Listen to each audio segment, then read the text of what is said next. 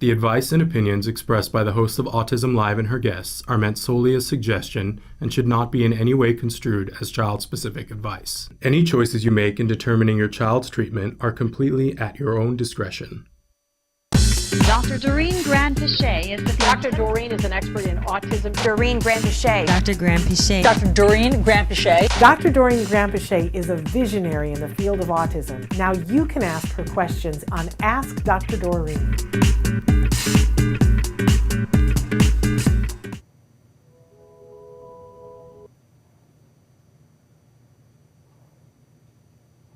Well, hello, and we are back. Welcome. Thank you very much for joining me again on Ask Dr. Doreen. We are at the 23rd hour, if you can believe it. It's been a pretty amazing marathon, podcastathon so far. And the next couple of hours I'm going to be with you, and I will be interviewing some pretty fabulous people. And so I guess I will real quickly, before we begin, I just want to tell you that, of course, you can be watching this podcast on autismnetwork.com, or if you'd like to also participate, comment, and interact while we're doing these interviews on Facebook or YouTube or Twitter, Autism Live. We are active, and we hope that you'll join us. I am looking at all the comments coming in as well. I do want to also tell you that, of course, we are doing a fundraising challenge over the next several hours, and if we are able to raise $5,000 for iPads that we will be distributing through our foundation, Autism Care Today Act, if we're able to raise $5,000, then on the last hour, the 44th hour, I will have a lot of fun because I will be shaving our dear host Shannon's head. So go to this site, givebutter.com/iPad challenge, and please help us. And any amount you can donate will help us get to that number that we're hoping to get to. Really appreciate that. Okay, so my first guest right now is a very dear old friend of mine, Vince Redmond, and I guess, Trayvon, if Vince is with us, he can join us. Vince is a licensed marriage and family therapist. He's been on Autism Live many different times, and he is currently Director of Safety, Security, and Family Services at CARD.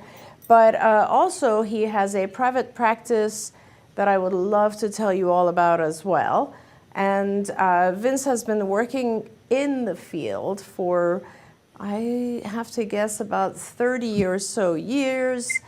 And so if I can get Vince on the show, I'm always happy to ask him a bunch of questions. How are we doing with that, Trayvon? I'm here. Vince, was that your voice? I think so. I don't know. Awesome. That is great to hear you. Trayvon, I hear an echo of my own voice, but if that's unavoidable, that's okay. And maybe we can just get Vince on the screen. I can see myself. Ah, there you are. Hello. Hello. It's always awesome to see you. How are you doing? I'm doing great. How about you? How's the castathon going? Yeah, podcastathon. Well, we're in hour 23, which is, amazing. Pretty exhausting. Shannon is taking most of it, of course, with other hosts helping us as well. I think I'm not sure. I might be at hour 9 or 10 of mine, but it's always fun and it's great. And we hope we can just do something special like this for April. Absolutely. So Vince, I want to ask you, I think, is this your 30th year or is it more even? It's just the 30th, yeah. 30th year, wow, that's incredible. Known him for 30 years now. Yeah, and I mean, you've been in this field for 30 years working with autism. So, and that's pretty rare. There are not a lot of people who've been in the field for that long. And let me just start right there. How do you think autism has changed over the past 30 years? Autism or treatments or the world of autism, what do you think? Oh, many different things, right? I mean, as you well know, when I started, it was still in the cusp of not a lot of people knew what autism was, and there wasn't a lot of information in regards to treatment.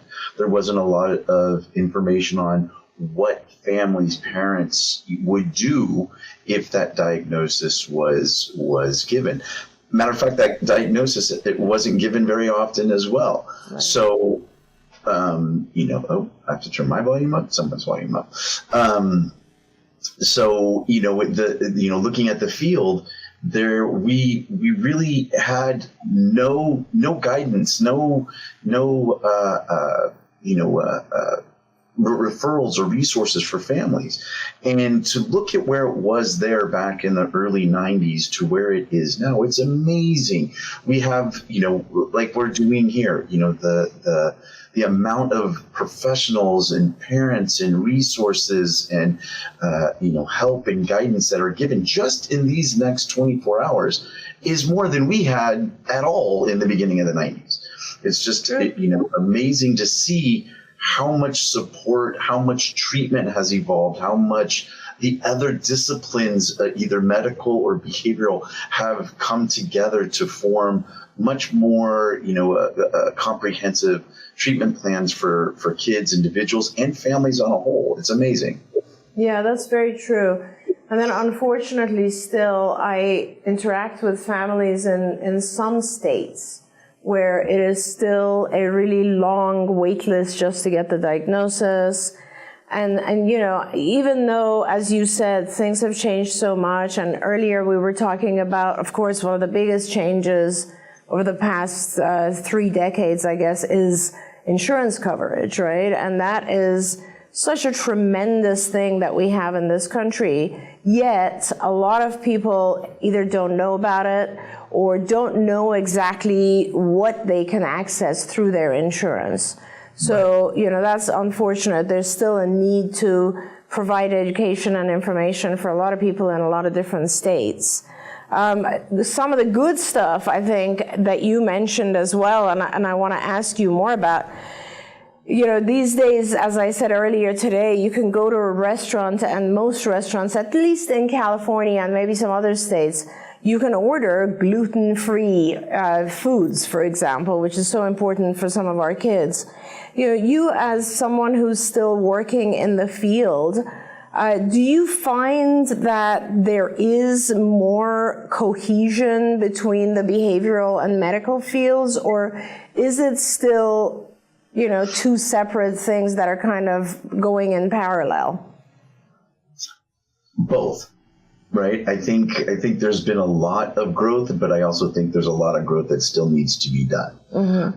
Like you said, there's Whole Foods, Sprouts, right? There's whole sections of gluten-free or casein-free, foods where, this accessibility for our families is so great that they're able to live very, very normal, and eat very normal diets, when there are, GI issues with their children or even throughout their families. Where before, as we remember, 20 years ago, they were making their own pasta. They had to get their own,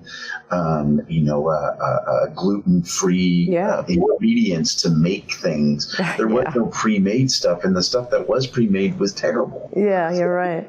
I do remember that. Great. Yeah, but do you think as things have evolved, we see a lot of more medical professionals and interventionists that are collaborating well with behavioral science, behavioral therapists, behavioral professionals. However, not a week goes by that I don't hear from a family or from an individual that have discussed that doctors are referring away from ABA, or doctors are still saying that ABA is not scientifically proven, or is still not a treatment that they would recommend.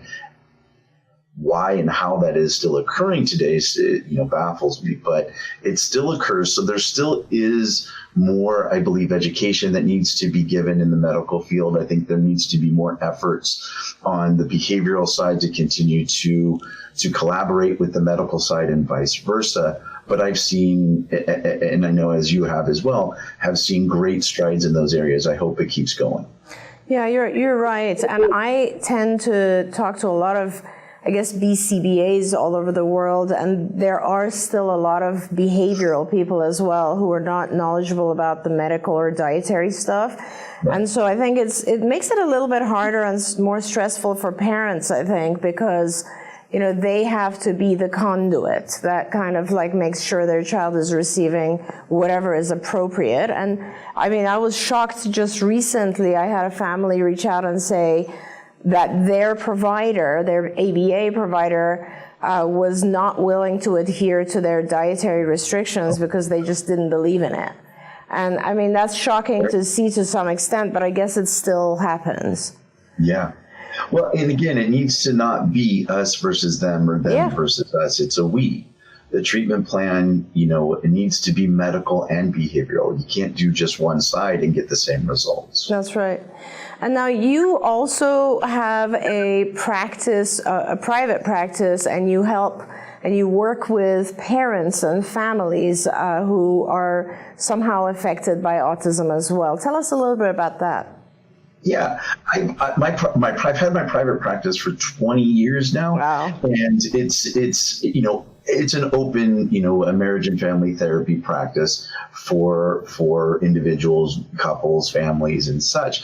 Obviously, with my background in ABA and my background in working in the field of autism, I specialize in working with families that are going through the emotional, we'll call it journey of what it is to have a child or a relative that's on the spectrum.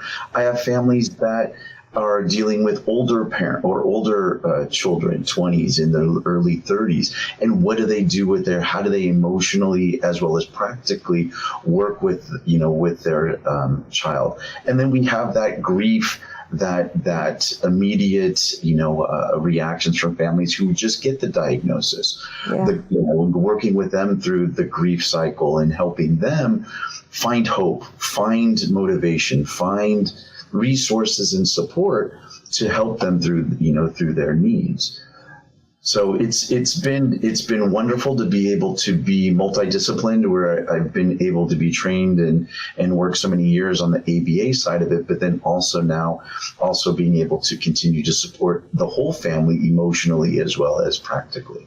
That's such an important thing too, because I think we often overlook how much stress the entire family system is under. And of course, you and I both know that, divorce rates are high. It's extremely difficult on families. And so it's wonderful that you've been doing that. And I hope that you'll continue doing that, because it's a very, very beneficial, valuable service that you provide.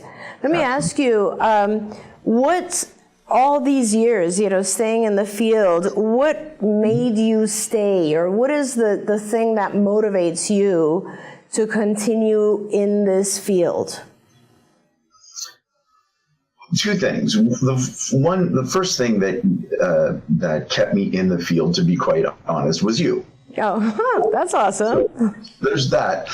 But then the results you see when you have that positive effect on the families, when you see the change in the children, when you see that you've been able to counsel or support, the family and the couple to create a stronger family or a stronger bond, so that they're working together, and you see the whole family progress. It's those rewards, those simple, small rewards that you get on a daily basis when you see a smile, when you see them find a little bit of hope. That's motivated me throughout the 30 years, not only on the ABA side, but also on the counseling side, on the therapy side. And every day when you get that reward, that makes your purpose, that makes me feel that this is what I've been meant to do, and this is, where I should continue to focus all my future in helping others and finding ways to make everybody smile. That's amazing. That's terrific to hear. And I know that you also often participate on our shows, and even through that, you are helping so many families who are, yesterday we had a couple of lectures, and it was really all about anxiety. And a lot of it was the anxiety that parents feel, not just our kids. I mean, we know that a lot of the folks with autism experience anxiety, but just the apprehension that families have in regards to what's going to happen to their children and so on. That's something that's really difficult, and I'm so glad you are helping the way that you do. It's so necessary. And it's throughout the journey, right? It's not just, I think sometimes there's a front load of services and support for families just starting out, recent diagnosis, just starting in treatments. But we have to remember this anxiety, these stress levels go through every developmental stage and continues as the family continues on as well. So having that long, more longitudinal support to support them and support their new stressors and anxiety along the way, I think is very essential for them to continue that hope, continue their journey, and to continue to be happy. Yeah. So what if you had the opportunity to give a new family advice? What do you think is the most important thing you can tell a family that has whose child has just been diagnosed? What would you tell them? Lots of things. I think for me, the most important thing is honest communication. Honest communication between the couple, the parents. Honest communication with the service providers, doctors. What are they looking for? What do they need? What are their fears? What are their anxieties? What are their questions?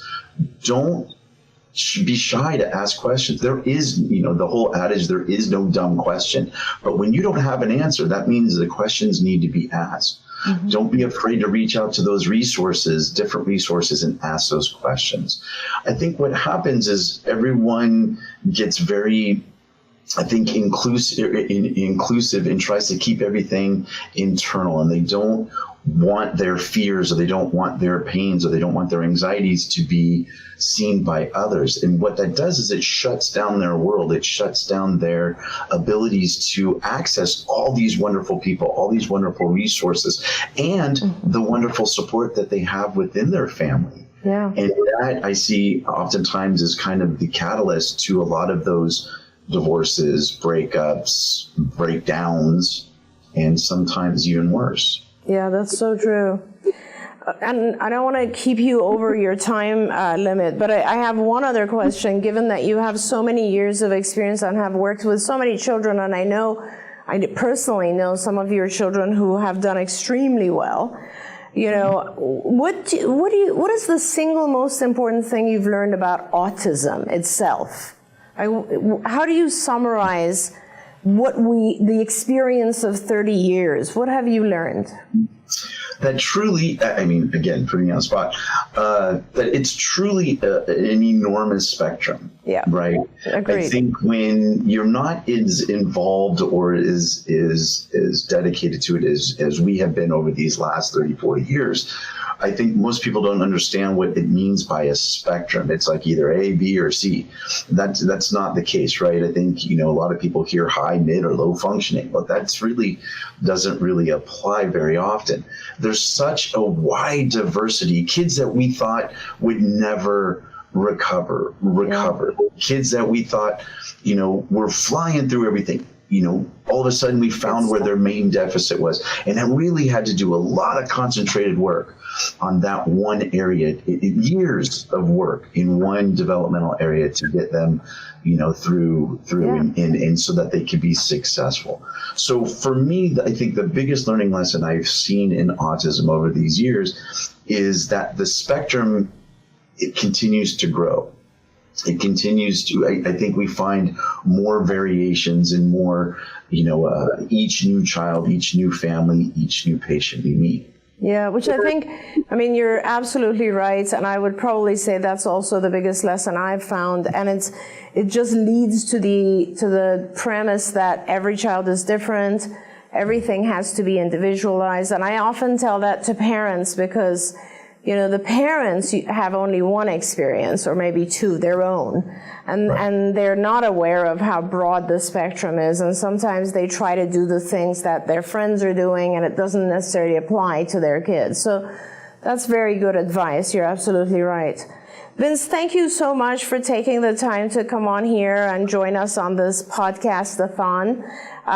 We love you. You are amazing. I hope that you continue to do the good work that you're doing. It was always a joy for me to work side by side with you for so many years. And now it's like wonderful for me to see you continue on and continue to help people. So thank you for that. And I look forward to having you back on our shows. Absolutely. My pleasure. Have a great rest of the week, and I hope we meet that mark. Sounds so you can good. shave Shannon's head. Thank you so much, Vince. Take care. Be well. Okay, take care. Bye-bye. That was Vince Redmond. As I said, very good friend because, you know, we worked together for many, many years. Let's see, it's now about 4 or 5 years 4 years or so that I've been gone from CARD, but he and I worked together for over 25 years, and it was always a pleasure. Vince is one of the most patient and caring individuals that I know, and if anybody is interested in looking at the video that we made years ago called Recovered, where we tracked 4 children. One of the children was a child that Vince worked with, and he did extremely well with that child as well. Okay, so now I believe my second guest is, if she is available, is Dr. Kat Hurd, or Dr. Catherine Hurd. She is, Kat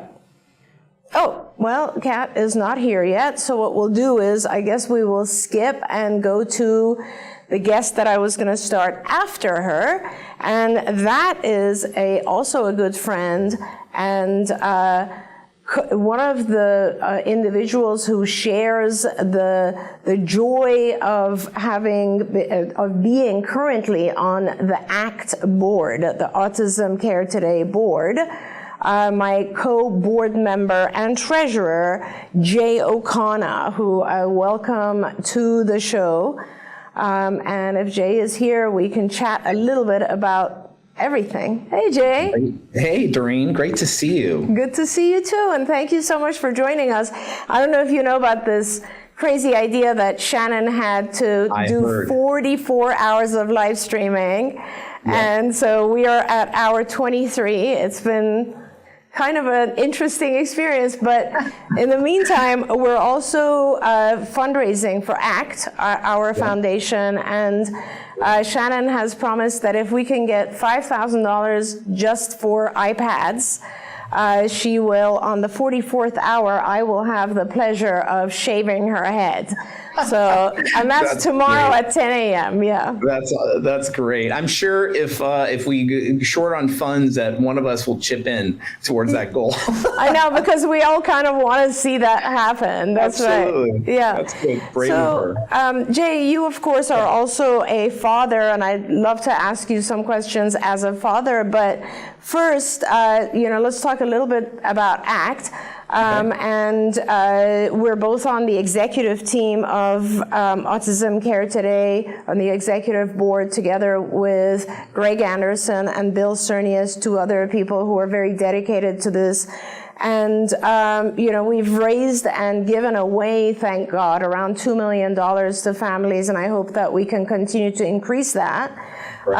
I think you and I are both just as proud as we can be. Tell us about, if you remember, some of the fun grants that we gave away, or some of the things that you remember from being a board member at ACT. Well, first of all, I think that having a child on the spectrum and going through that process, and I think parents going through process of a child going through any kind of thing, not just autism, whether it's cancer or diabetes or anything like that. I think as parents, we either succumb to the stress and the anxiety and the negativity of the situation, or we try to do something positive to help other people in the same situation. And I think for me, getting involved in helping found Act Today, it really was about how can I help people who are in this situation that may be even less fortunate than me, right? Mm-hmm. And so for the biggest thing for Act Today that I thought was compelling was back then insurance companies didn't even pay for things like occupational therapy and ABA, which is very important. And for me, luckily we were blessed enough to have the financial capability to help our child. But I thought of all the other people that didn't have the financial ability to pay for these things that could help their child and get them better, but weren't capable of doing that. And so I think our mission is really a great mission. And I love being involved in that ability to be able to hand money to the families, to their therapists and so forth to help them directly versus just, it's great to donate to charities, but sometimes that money just goes into a fund and you don't know how much you're using of it for the people themselves.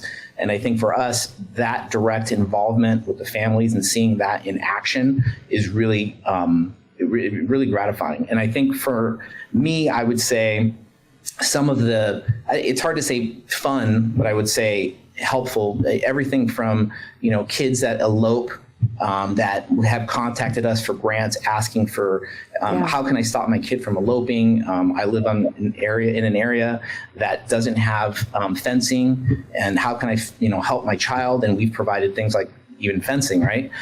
We've done anything from that to the iPads that I think the iPads to me is one of the best ones that we've been involved in getting kids to communicate. With my son, he was nonverbal at 3 years old, and for him to communicate, we used to use the PEX cards, right? We didn't have iPads back then, but the ability to help these families by providing them iPads so that they can communicate is probably one of the most gratifying pieces I think I've been involved in. I agree. I remember days when the board, we would sit around, those were fun days actually, and we would have just raised, let's say, $100,000 or something from an event, and we would have the opportunity to, this is when we were a little bit smaller, and we could go through these grants ourselves. And it was just heart-wrenching to see some of the needs. I mean, you remember we would often have like a mom, a single mom, 2 children on the spectrum, just requesting funds for, like, as you said, safety equipment or, a helmet or during COVID, of course, there were a lot of people who were affected by autism who lost their jobs, were laid off, and were asking just for food, grocery cards, and so on. And so it is tremendous. I agree. The iPads were a really, really effective way to help folks, and that's why it's still one of our primary grants. Yep, absolutely. So we just had, of course, 6 months ago, our annual event, the Halloween event. What a great event it was. It was a little bit of a crazy event. Yeah, it was amazing. Yeah, and we were lucky to raise some funds, and we're already starting to plan our next event for Halloween again, although it's just April, but we are looking at the venues and, spreading the word that we want to make this the biggest Halloween event of LA so that we have hundreds of people coming and donating to ACT so we can use those funds.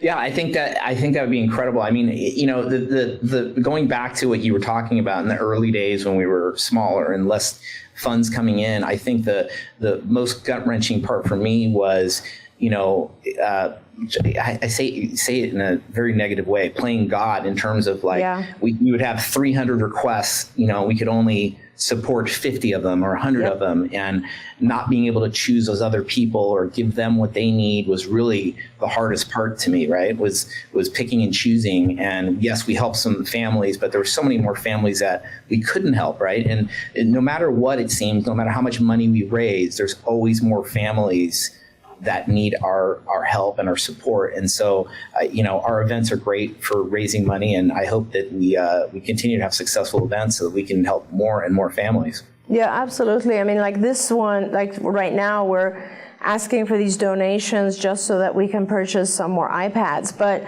I agree with you. Anything we can do, and believe me, Jay, you know, as someone who sees the incoming grant requests, Yes. it is still as bad, if not worse, because there are just so many, and there are no other charities like ours. Like ours is so focused on just services, right? And we generally, because we have so many families requesting help, we try not to go over $5,000 per grant. Yeah. But there are so many requests, and the board has always been, and especially the executive board, has always been very generous. And I remember when we'd sit around, as you said, we would run out of money. And there were still a few more grants, and each of us would be like, I'll cover that one, I'll cover that one, and we would somehow get through it. And I think it's still the same. There are lots of families needing help. I do, and I think and you touched on it, but the big difference for us is it's great to give money, for research and research, causes and cures and better treatments, and all that is all fundamentally very, very, very important. But there's families right now all across this country that are suffering, that are struggling, that have children on the spectrum. They don't know how to pay for their services. They don't know how to help them. Insurance may cover part of it. They may not know insurance covers part of it. And so for us, helping them directly is tremendous. And I think that that's why I'm so passionate about our mission and about our charity. Yeah, absolutely. And now, of course, with the prevalence having increased just last week, there are even more families in need. And more that are coming. And more that are coming, absolutely.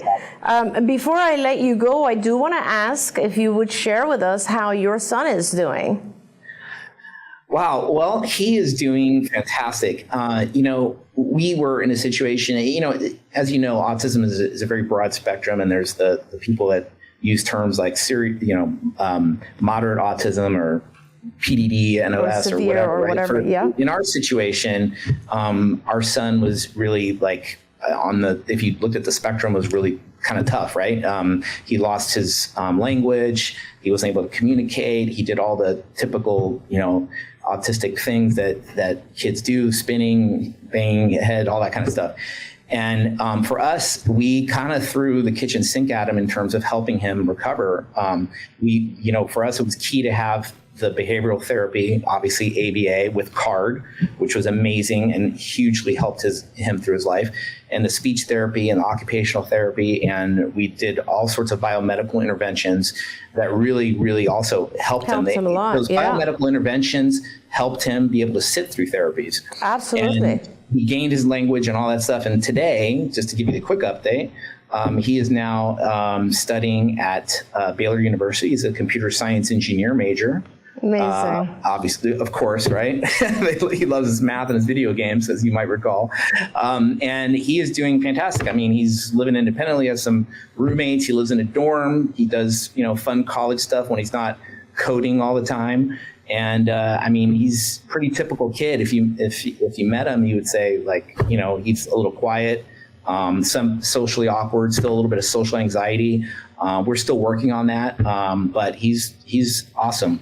That's amazing. Congratulations. That's so always gives me such great joy to hear that. That's wonderful. We were very blessed. Not all treatments work for all kids. Not all kids. I think all kids can improve. Yeah. But it's really amazing. And I think, I don't know who uses that analogy. You might have given it to me at one point, but he was still hit by the bus, right? He still had autism, but we were able to really recover him, and he's fully functioning member of society and on his way to a nice, good college degree, hopefully a job and right now his biggest thing is he hasn't had a girlfriend yet. Yeah, I knew it. I would have guessed that.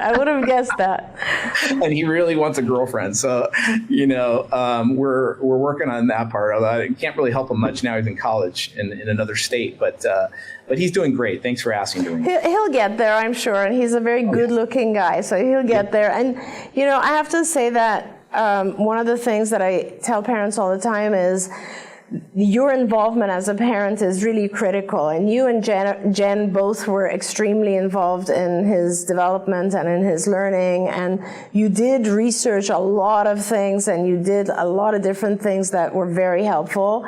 And so, first of all, thank you. And it's always been an honor for me to be on this board together with you. I enjoy working with you, doing all the things we do for ACT.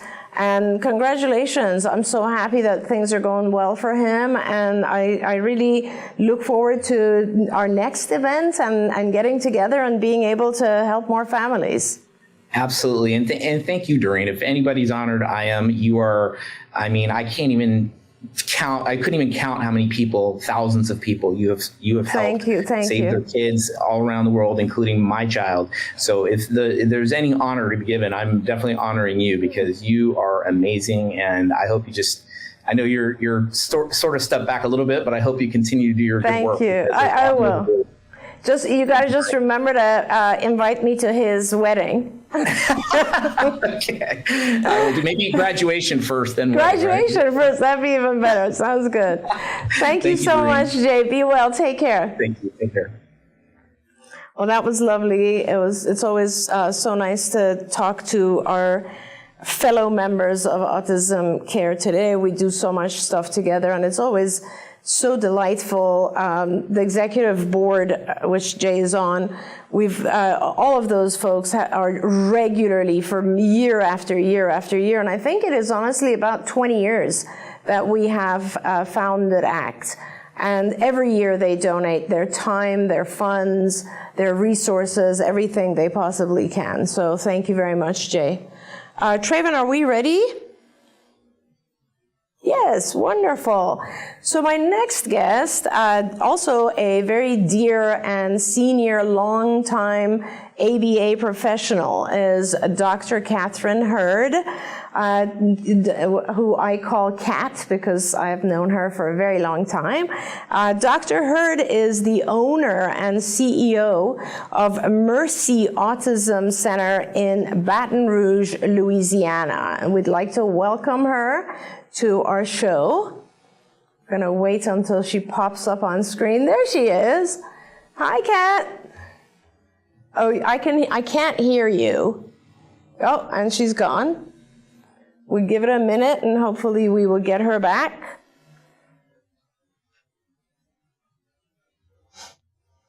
Dr. Hurd and I worked together in the field for, I want to say, she has also been in the field somewhere around 30 years. We'll ask her when she pops back on. But, when she was a therapist, she also helped. We were treating a lot of families in the Middle East, in Abu Dhabi, and she helped tremendously by going out there and actually staying there for a while, and I think over a year, maybe even longer, and helping treat those children out there. So she's got a lot of experience. She's worked with all different levels of children, and she was overseeing the entire region of southeast U.S., the Louisiana region, lots and lots of clinics at CARD until she left, and then founded her own center, which is fantastic, and I'm so excited for her, and I can't wait to hear all about the center that she has founded. Louisiana, I'll just keep talking until we have her back, but Louisiana is one of the earlier states that decided that it would be important to have licensure for ABA. So it was one of the first states that had this license, and I think it resulted in having higher quality therapies. Hi, Kat, can you hear me now? I still can't hear you. I can see you, but I can't hear you. I'm going to wait until Traven does some magic.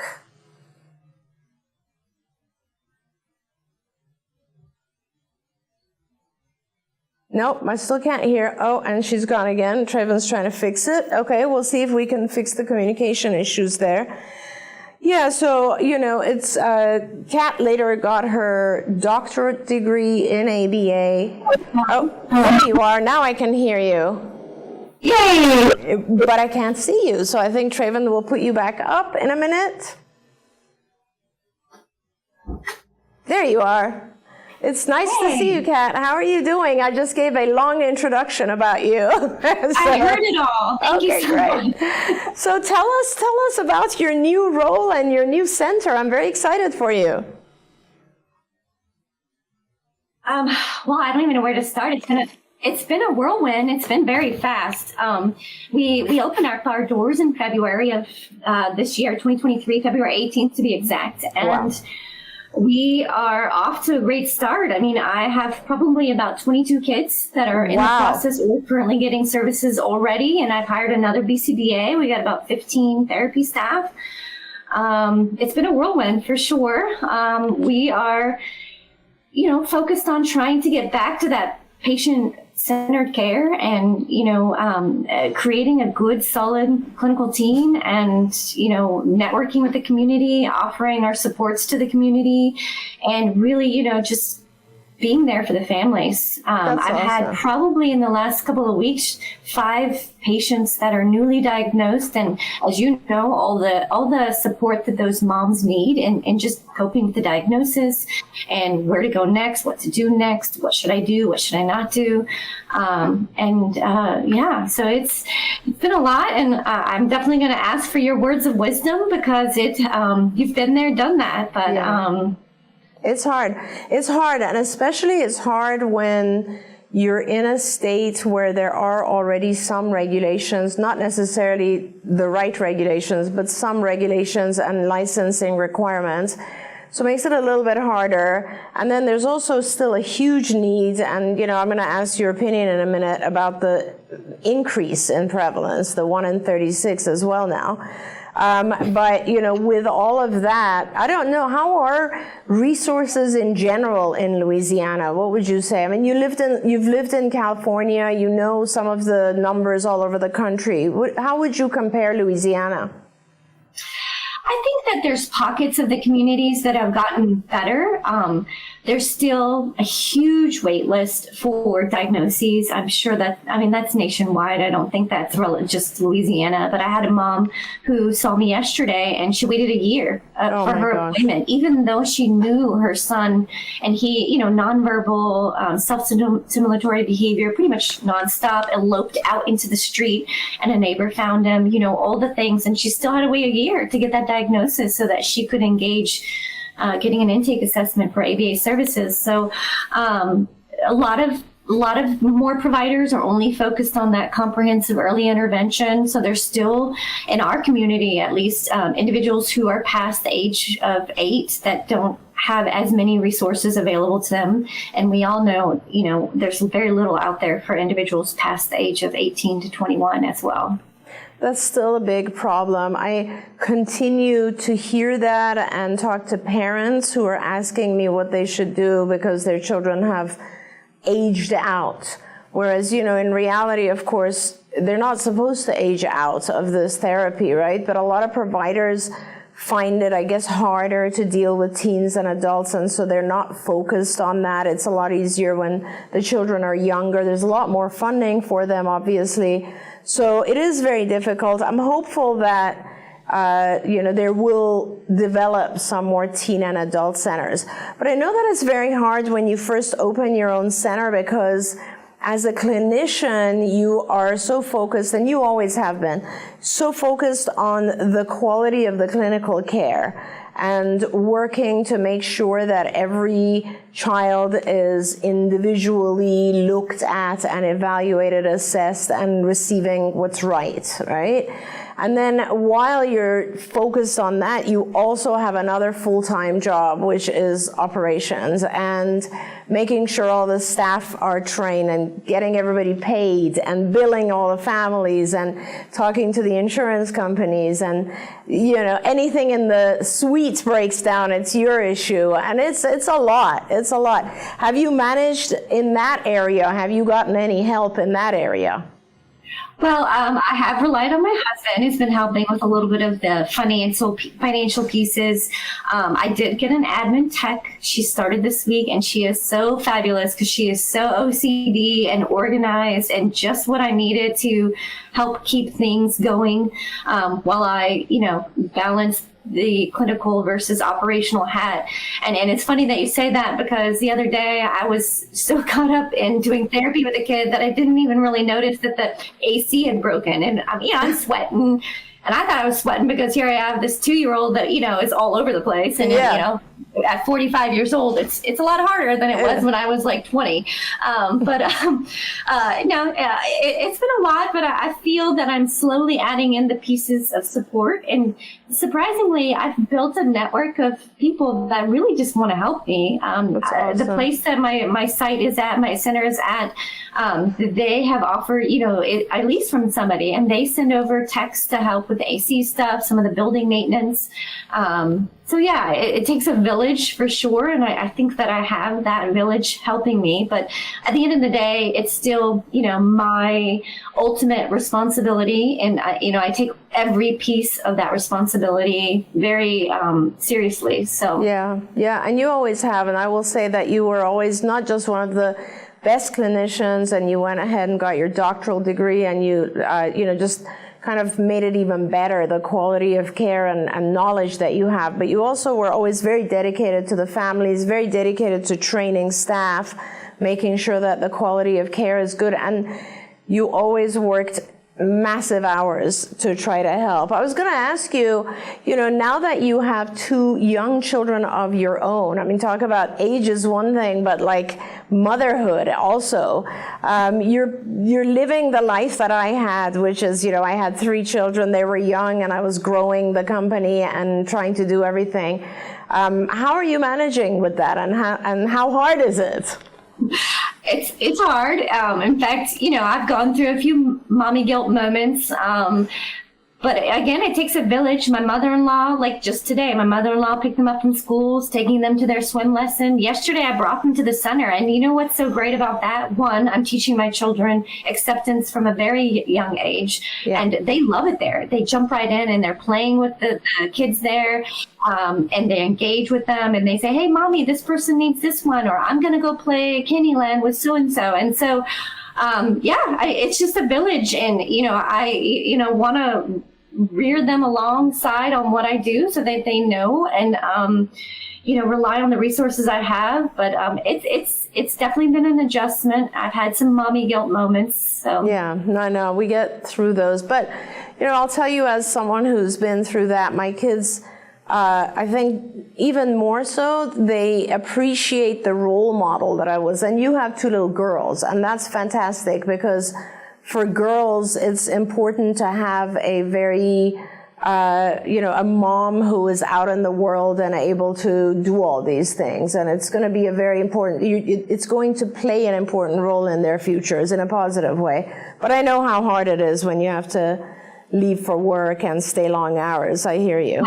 My oldest the other day, she said, Mommy, when you get too old to work, am I going to be responsible for Mercy? Oh. I said, yes, baby, if that's what you want. If that's not what you want, that's okay. That's amazing. That's amazing. And how old is she now? She's 8. Yeah, that's amazing. No, she's 7. She'll be 8 in a couple months. That's amazing. Wow. Awesome. So, Kat, what do you think about this increase in prevalence yet again? I feel it, Doreen. I feel it. And I know the statistics are still there, but I'm seeing a lot more of females. Oh, interesting. Yeah, very interesting. But I feel it. I mean, I am, and the crazy piece is that's still probably underrepresenting the true prevalence, because there's people who can't even get a diagnosis for a year. Yep. So imagine if everybody could accessibly get a diagnosis, what it would really look like. Yeah, that's right. And I was talking with Steve Edelson earlier today, and of course, this data is from the beginning of 2020, and I think they looked all the way down to 4-year-olds or 5-year-olds. But if you look at birth rates, it would have to go 4 or 5 years even before that. So this prevalence is already somewhere like 8 years old. And who knows what actual current rates are, but I do agree with you that it is increasing, and which is, just another reason that I'm so happy that you were able to go out on your own and open this center. And 22 kids, that's a lot already. In a month and a half. It's been crazy. What are they getting to you relatively young, or is the diagnosis, are they receiving treatment relatively young? So it's a mixture, but I would say 50% of that is between the years 2 and 5. Wow. I literally just saw a kid 2 weeks ago, and he just had gotten his diagnosis, but the sister was definitely red flags, and the mom, she was just shy of her 2nd birthday, and the mom said, yeah, I'm taking her in a couple of days, and I'm sure she's going to get a diagnosis too.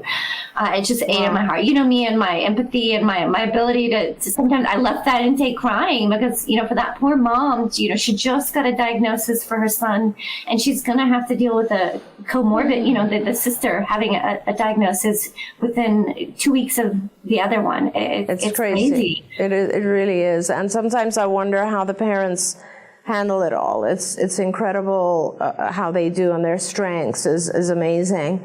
If you had to and I wasn't sure, I was saying before you got on, I was saying that I think you've already been working in the field about 30 years, is that right?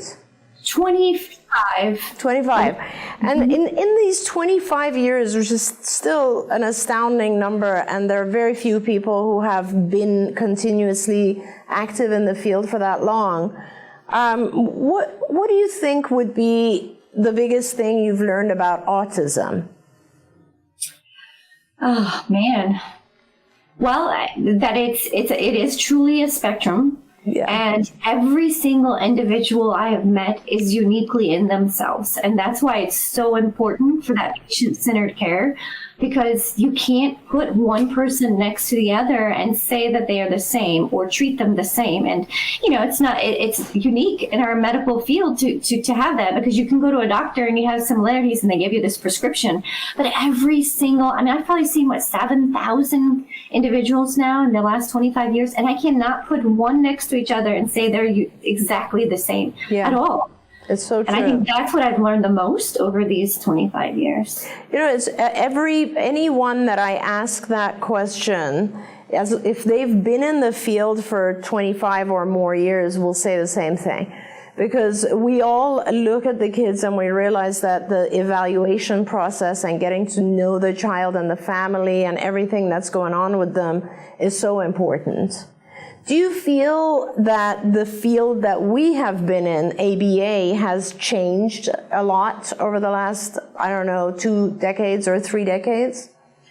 Definitely. I think that, when I was growing up in the field, there was a lot more, collaboration, support from your supervisor and from, everybody around you, and a lot more engagement with the families, and a lot more engagement with, a collaboration of care. And I feel it's gotten a little cookie cutter and a little rote. Yeah. I talk to a lot of BCBAs who actually tell me that now that a lot of the companies have been bought out, there's a lot more pressure for them to just do more as opposed to do more quality. And I think it's unfortunate, because there's also a growing number of people who misunderstand what high quality good ABA is. And so, we all have to be careful and try to do the best we can to preserve what is good ABA, because so many continue to still benefit. I was listening to Jay earlier, and I worked with his son for a short time period, and just to hear him, he's at Thaler and, all of that. But, those were back in the days when we really did focus on individual outcomes, and, we met as teams and we collaborated and we problem solved, and the family was very involved in his treatment. Yeah. Just to let you know, yesterday, I think, or the day before, I was talking to another co-founder of Autism Care Today, Bill, and he was telling me that how much they miss you. And, I remember for a long time after you had even moved out of California, they insisted on staying with you. And that goes to tell you. Yeah. That was one of the hardest decisions when I made my decision to depart. That was one of the hardest decisions I ever made, because that family, I miss him dearly. I still try to keep up and check in. Yeah, that's good. Yeah, they're wonderful people, as are you. I'm so proud of you. I am so happy for you. Congratulations on your new center. Let's see, you have 22 kids and we're only in April. So that means that by the end of this year, you'll be ready to open a second site, if not sooner. So I don't know about that. I'm going to be watching. There is no way you are if I know you, there's no way you're stopping at one site. So, and I want you to know I'm there to support you and applaud you, and that's fabulous. You're going to help so many families, and you're going to train so many people, which is also another amazing thing you do. Thank you so much, Kat. I appreciate your time. Thanks for having me. I miss you. Thank you so much. I miss you too. And thank you for all of your support over the years. It's truly why I'm here today, and we have this center, and we're getting back to our quality roots. I look forward to coming out and visiting you at some point there. Yes, definitely. Be well, and thank you so much, Kat. Take care. Bye. Thank you. Bye. So there you go. If you are in Louisiana and you want fantastic, especially in the area of Baton Rouge, and you want fantastic services, I can personally tell you that Dr. Hurd is absolutely an amazing clinician, and she will have trained her staff to be fantastic. So Mercy Autism Center in Baton Rouge, Louisiana. So that is wonderful. A fun hour with some amazing people. We're going to take just a short, maybe 5-minute break. And then I'm coming back with some additional interviews of people who are in the field and changing the field and making all of our lives better. Thank you so much. See you shortly. Don't forget, you can watch Ask Dr. Doreen live every Tuesday morning at 10 a.m. Pacific time. We hope to see you there.